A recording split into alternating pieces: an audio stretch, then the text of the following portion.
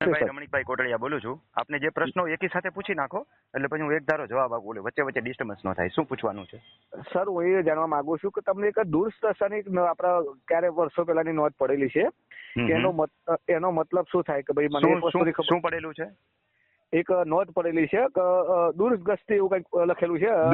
દૂરસ્તી નથી ને, દૂરસ્તી. હા, એવું કંઈક છે. એવું છે. હા, દૂરસ્તી, કેજેપી દૂરસ્તી એવું લખેલું છે. હા, એવું લખે. તમને મોકલાવ્યું સાહેબ મેં. હા, ચાલુ રાખો. દૂરસ્તી જે છે એ તમને કઈ લાગુ પડતું નથી. આમ જુઓ તો એક સરકારી પ્રક્રિયાનો એક ભાગ છે. જ્યારે કોઈ વસ્તુની પ્રક્રિયા બની હોય ત્યારે એની રેકર્ડમાં નોંધ લેવા માટે દૂરસ્તી કરવામાં આવે. આમાં તો તમારો એક ફોટો છે ખાલી, અને બીજાની અંદર જે છે એ દૂરસ્તીની નોંધ. આમાં તો કશું વાંચી ગયા એવું નથી. શું વાંચી દઉં હું તમને? આવું સાહેબ, એવું એટલે મેં વાંચ્યું તો એક ભાઈના જોડે તો વંચાવ્યું કે ભાઈ આ જે 137 સર્વે નંબર હતો એને દુરસ્તી કરવા રજવાડા વખત ચિંતા કરો માં. દુરસ્તી કરવી એટલે કે એના ભાગ પાડવા, ક્ષેત્રફળ સરખા કરવા, એ એક પ્રકારની હુકમી નોંધ જેમ જ એક પ્રકાર છે. પડે આમાં કશું પૂછવાનું શું છે એ મને કયો ને. હા, એમાં એવું છે ને કે સાહેબ આ જે સર્વે નંબર હતો એમાં 1-3 મૂળ એવું લખ્યું છે 1-3-24 હતું. એમાં કેટલા હિસ્સેદાર થાય અને દુરસ્તી 136 નંબરનો સર્વે નંબર છે, એના 4 કટકા કર્યા છે, એની દુરસ્તી છે. બરાબર. પણ આપણે મૂળ જેવું પૂછવા જેવું કશું મને નથી લાગતું. એટલે સાહેબ એમાં જમીન બધી તારે પાસે છે ને ઘણું બધું ઘટી ગયું છે. અત્યારે 27 પેલું શું 57 થઈ ગયું છે બધું. પણ આ 1955 ની છે દુરસ્તી. એમાં હવે આપણે શું કરીએ? એટલે એ હું એ જાણવા માંગુ છું કે આપણે એના અનુસંધાનમાં આપણે 57 ગુંઠા ત્યારે પછી તો બરાબર જ હતું, પણ આ રીસર્વે થઈ ગયા પછી બધું ઘણું બધું ઓછું થઈ ગયું. 57 પોઈન્ટ થઈ ગયું. હા, તો એનું તમે કરી શકો. એની અત્યારે વાંધા અરજી આપી દો. રીસર્વે પછીના જેટલા પ્રોબ્લેમ હોય એના માટે તમે ડિસેમ્બર પહેલા અરજી આપી દો. મેં અરજી લખતા શીખવાડી છે.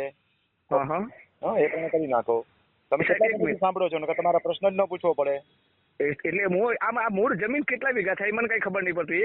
1.3 એવું કઈક થાય છે, પણ ત્યાં બધા પૂછે તો બધું અલગ અલગ બતાવે છે કે ભાઈ તમારે બોલવાનું જ નથી. એમાં જે હેક્ટર આરે ક્ષેત્રફળ બતાવ્યું છે એ જ બોલવાનું છે.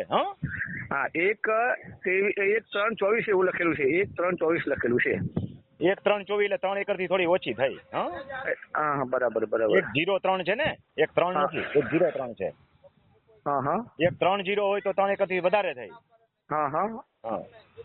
હવે પૂછવા લાયક પ્રશ્ન નથી. તમારે કઈ ટેકનિકલ પ્રશ્ન હોય તો પૂછો ને. ના, એ સાહેબ મને એ દુરસ્તી થયા પછી છે ને આ બધું ઘણું બધું પેલા પોઈન્ટ વિભાજન થઈ ગયું. 55 ની દુરસ્તી મગજમાંથી કાઢી નાખો. હમણાં એક ભાઈએ મને 300 વર્ષ પહેલાનો પ્રશ્ન પૂછ્યો તો એ ન પૂછવાના હોય. બરાબર. 55 ની દુરસ્તી ભૂલી જાવ તમે. અત્યારે તમારી પાસે નવી માપણી થઈ ત્યાર પછી ઘટીને આવી એની વાંધા અરજી કરો. એમાં 55 વાળા કઈ ઉલ્લેખ નહીં કરતા, નકર ગોડા ચડી જશો પાછા. તમારી અરજી ફાઇલ થઈ જશે, દફતરે થઈ જશે. બરાબર. તમારે ખાલી 1900 હમણાં જે માપણી ગઈ 2015 વાળી, 2015 પહેલાની જે હતી 2018 પછી જે ઘટીને આવ્યું એટલો જ ઉલ્લેખ કરો એમાં. Okay sir. લાંબી કથા નહીં કરવાની, કોઈને સમજાય નહીં પાછી. Okay sir. સાંભળો સ્ટોરી કરું. એક ભાઈ હતો, સમજ્યા? એને મને કીધું કે રમણીકભાઈ આ ધંધો નિવૃત્ત થઈ ગયા છો તો હવે રામાયણ બનાવી અને વેચવાનો ધંધો કરો ને. એટલે મને કઈ રામાયણ લખતા તો આવડતી નહોતી, એટલે બીજાની બેઠી ઉપાડી, સમજ્યા? તુલસીદાસજીની. એમાં થોડા ઘણા ફેરફાર કરીને રામાયણ છાપી નાખી. 2000 પાનાની રામાયણ થી એટલે 4 ભાગ થયા. હવે 4 ભાગ વેચવા કેમ? ઓલો દાબ વાળો મને કે મિનિમમ 3000 થાય. મેં કીધું સસ્તી પડે તો? મને કે 20000 કોપી છપાવ સસ્તી પડે. મેં કીધું 20000 કરી નાખ્યા. 20000 વેચવા ક્યાં જ આવી? એટલે છાપા જાહેરાત દીધી, સમજ્યા? કે કોઈ વેચવા વાળો હોય તો આવો, હું કમિશન આપીશ. એટલે કેટલા આવ્યા મેં એડવાન્સ પૈસા લઈને વેચવા દઉં, 50% લઈ જાય. એમાં એક તોતલો આવ્યો. મને કે મને આપો વેચવા. મેં કહ્યું તારું કામ નહીં, તને બોલતા નથી. મને કે આપો ને કે હું હાલે 1 કોપી લઈ જા. 4 ભાગ 1 કોપી દીધી. 10 મિનિટમાં પાછો આવ્યો, પૈસા દઈ દીધા. મને કે બીજી કોપી લાવો, બીજી 2 દીધી. 15 મિનિટમાં પાછો આવ્યો. તું આવી ઝડપથી વેચી આવે ક્યાં? કે કઈ નહીં, દુકાન ત્યાં ઘરાકી હોય ને ત્યાં જાવ. કે પછી એમ કહું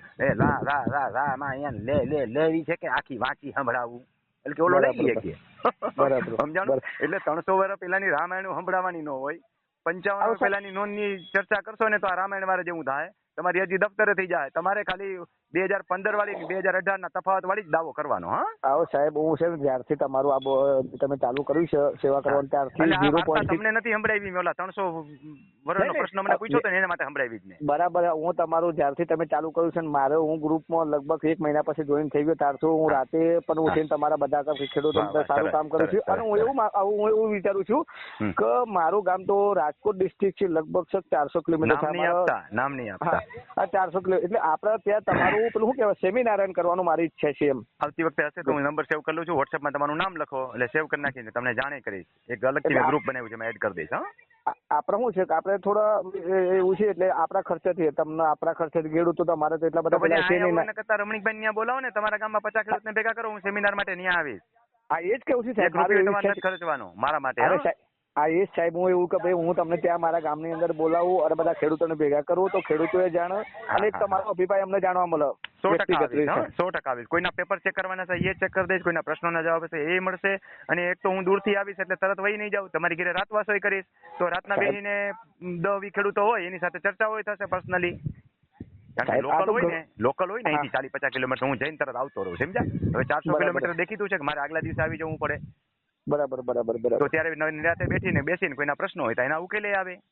100% સાહેબ, હું બધા ખેડૂતોનો અભિપ્રાય લઈને હું ખેડૂતોનો સંપર્ક ચાલુ જ છે, અભિપ્રાય લઈ અને તમને મારે બોલાવવા જ છે અને આપણે સેમિનાર કરવું છે. એટલે હું છે કે અમારી પ્રજાએ પણ જાણે કે ભાઈ આવું ખરેખર હોઈ શકતો. ઈ સિવાય એના રેકર્ડ ચોખ્ખા થાય ને એને ખબર પડે ને કે ભાઈ આ વસ્તુ ખેડૂતમાં ઘણું બધું આવું હોય. આ કહું છે ખેડૂતને તો કશું ખબર, મારી જમીન છે કેટલા વીઘા છે એ કશું ખબર નથી અને આગળ જતા શું થવાનું છે એવું કોઈને ખબર નથી. તમારો એક સંપર્ક સારો છે સાહેબ અને તમે ખેડૂત માટે સારું કરો છો. બીજું બધું આપણે કઈ ખબર નહીં પડે પણ ખેડૂતને જાગૃત કરો. હું 2 વાગે ઉભીને સાંભળું તમારું.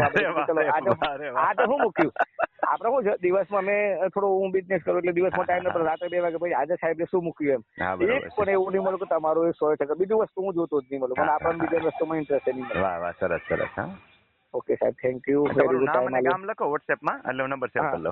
વાંધો નહીં, ઠીક. હા ભલે આવજો.